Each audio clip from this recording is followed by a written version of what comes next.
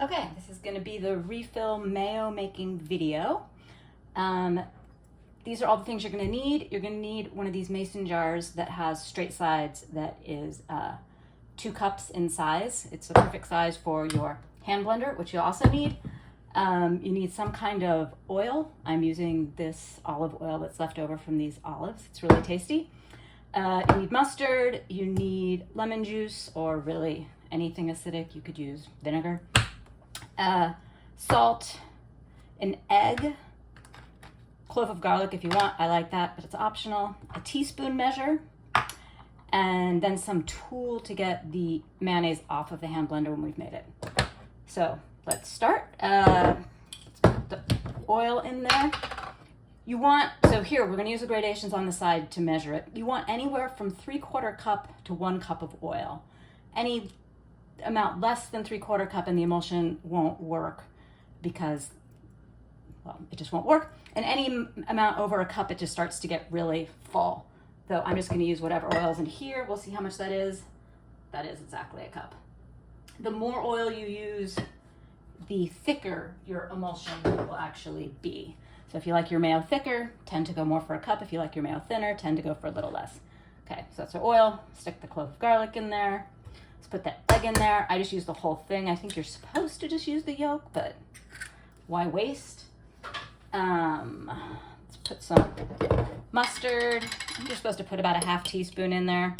I just measure out that amount. Oh, I should have already measured the salt. See, now I'm gonna have to use an extra tool, which I hate.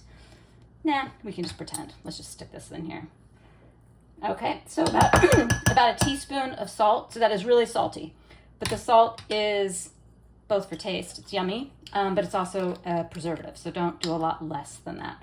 And we need somewhere in the vicinity of a tablespoon of this, which would be 3 teaspoons. So I just do a teaspoon and then pour it like that. So something like that. These are all very imprecise amounts. It doesn't matter too much. Okay, so that's everything in there. Now we'll stick in the hand blender and whiz it up. So you can see at the bottom, we've already got the emulsion. Just gonna incorporate the rest of the oil.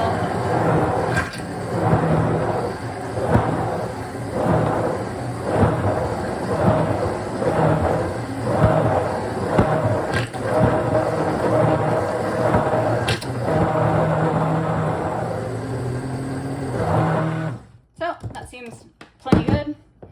Take this out. See how much faith we should have in our emulsion. It does seem slightly runny, but you know, that's probably just because it's warm out. After it's in the fridge for a while, it will get a little thicker. And scrape it off of the tool. And making it in this jar also means, of course, that we can just keep it in the jar. Just put a lid on it and stick it in the fridge, and we'll be done.